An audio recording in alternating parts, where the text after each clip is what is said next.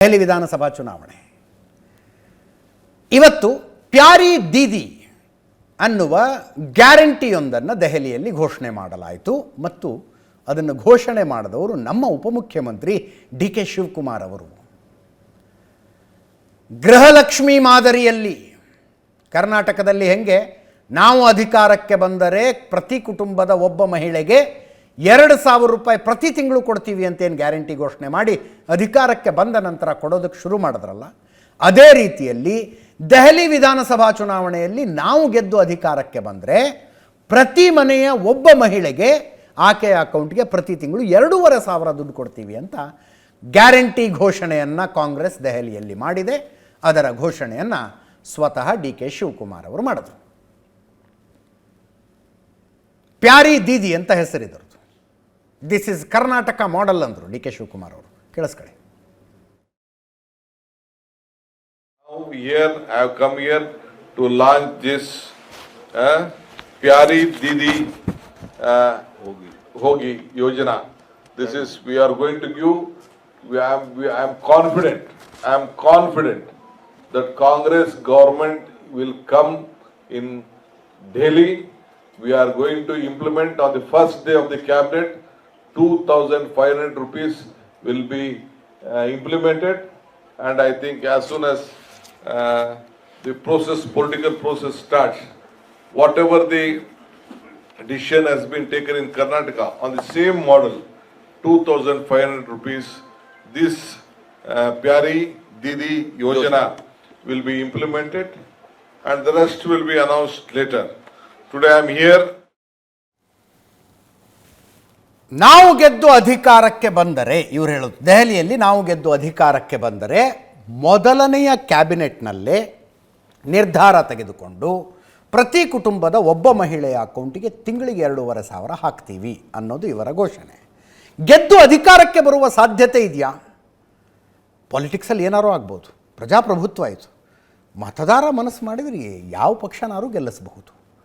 But as of now ದೆಹಲಿಯಲ್ಲಿ ಕಾಂಗ್ರೆಸ್ದು ಒಬ್ಬರು MLA ಇಲ್ಲ. It is 0.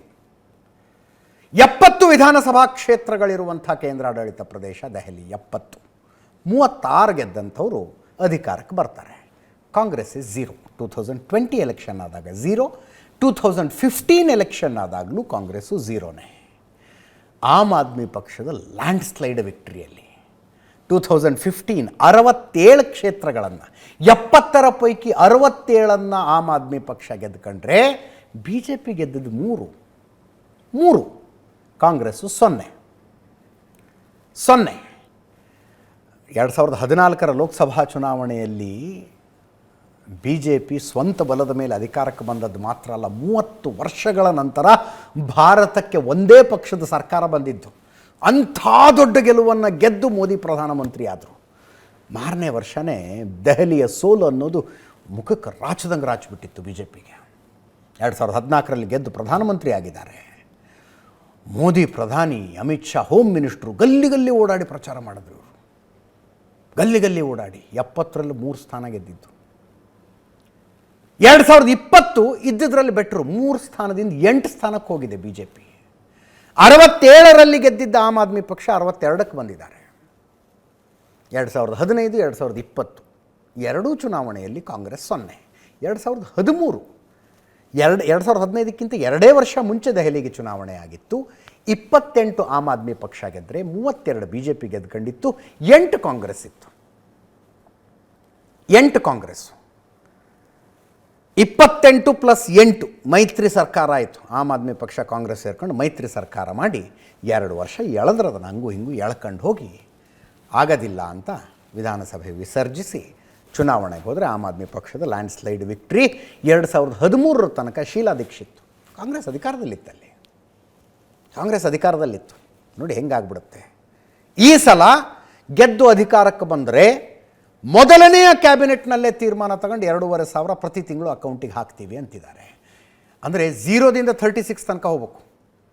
ಗೊತ್ತಿಲ್ಲ ಇದು. ಅಂದರೆ ಮೈತ್ರಿ ಸರ್ಕಾರ ಬರುತ್ತೆ. ಮೈತ್ರಿ ಸರ್ಕಾರ ಬಂದರೆ ಯಾರು ಕೊಟ್ಟ ಭಾಷೆಗೆ, ಯಾರು ಕೊಟ್ಟ ಆಶ್ವಾಸನೆಗೆ ಯಾರು ಗ್ಯಾರಂಟಿನೋ ಗೊತ್ತಿಲ್ಲ. But as of now Congress 0 ಇದೆ.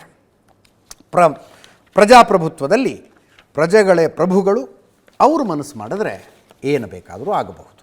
ವಿಷಯ ಏನಪ್ಪ ಅಂದರೆ ಡಿ ಕೆ ಶಿವಕುಮಾರ್ ಅವರು ಇಲ್ಲಿ ಪ್ಯಾರಿ ದೀದಿಯನ್ನು ಘೋಷಣೆ ಮಾಡಿದ್ರು.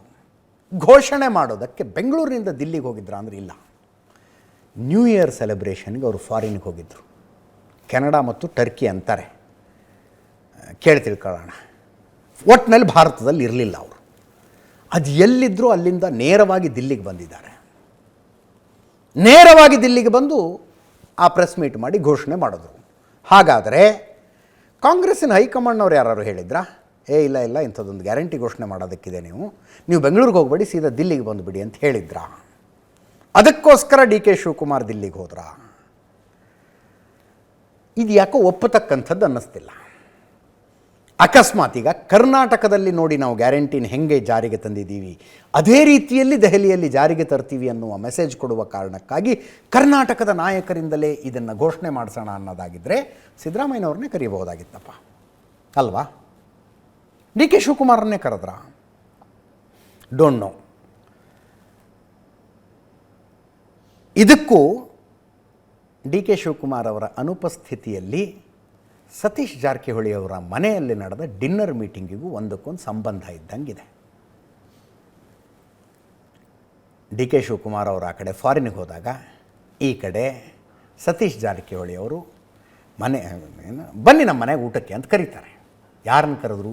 ಮುಖ್ಯಮಂತ್ರಿಗಳನ್ನು ಕರೆದ್ರು. ಬಂದರು ಮುಖ್ಯಮಂತ್ರಿಗಳು, ಜೊತೆಗೆ ಇನ್ನೂ 3 ಜನ ಮಿನಿಸ್ಟರ್ಸ್ ಇದ್ದರು. ಡಾಕ್ಟರ್ ಪರಮೇಶ್ವರು, ಎಚ್ ಸಿ ಮಹಾದೇವಪ್ಪ, ಇನ್ನೊಬ್ಬ ಮಿನಿಸ್ಟರ್ ಇದ್ದರು, ನಮ್ಮ ಸಹಕಾರ ಸಚಿವರು ಇದರಲ್ಲಿ ರಾಜಣ್ಣ, ಕೆ ಎನ್ ರಾಜಣ್ಣ ಅವರಿದ್ದರು. ಅಲ್ಲಿ ಸೇರಿದ್ದವರೆಲ್ಲರೂ ಅಹಿಂದ ಸಮುದಾಯದವರು ಅನ್ನುವಂಥದ್ದು ಕಾಕತಾಳೀಯವು, ನೀವು ಅನ್ಕಳಿಯನಾರು.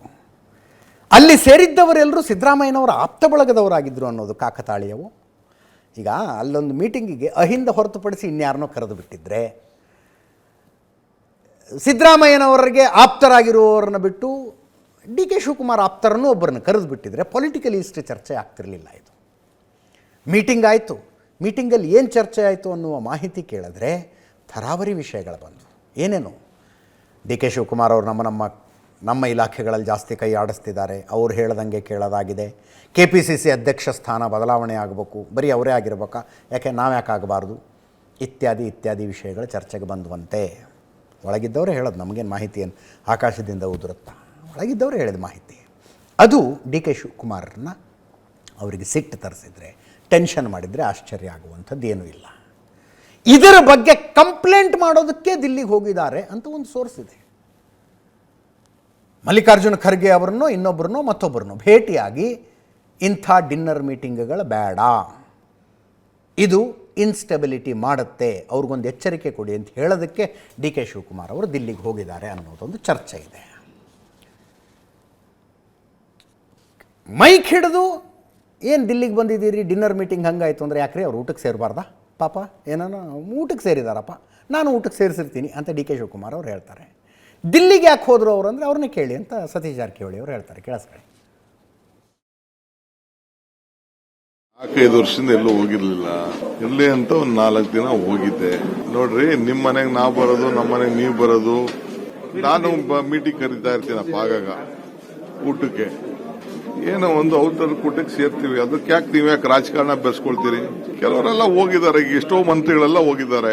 ಬೆಂಗಳೂರಲ್ಲಿರೋರು ಆಯ್ತು ಬನ್ನಿ ಸಾಯಂಕಾಲ ಸೇರಿದ್ದಾರೆ, ತಪ್ಪೇನಿದೆ? ನೋಡಪ್ಪ, ಯಾವ ಚರ್ಚೆನೂ ಇಲ್ಲ, ನಿಮ್ಮನ್ನ ಬಿಸಿ ಇಡ್ತಾ ಇದಾರೆ ಅಷ್ಟೇ. ಸಿಎಂ ಕ್ಯಾಬಿನೆಟ್ ವಿಚಾರ ಅದೇನು ಸಿಎಂ ಮಾತಾಡ್ತಾರೆ, ಅವ್ರು ಕೇಳಬೇಕು ಪ್ರಶ್ನೆ.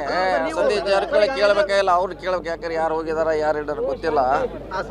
ಈಗ ಪ್ರಶ್ನೆ ಕೇಳಬೇಕಾದ ಅವ್ರಿಗೆ, ನನಗಲ್ಲ. ನಾ ಹೇಳಕ್ಕೆ ನಾ ಅದಕ್ಕೆ ಅಥಾರಿಟಿ ಅಲ್ಲ. ನಿಮಗೆ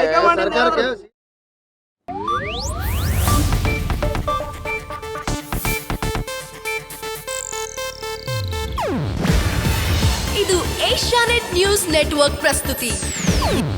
ನೀವು ನೋಡ್ತಿದ್ದೀರಾ ಏಷ್ಯಾನೆಟ್ ಸುವರ್ಣ ನ್ಯೂಸ್.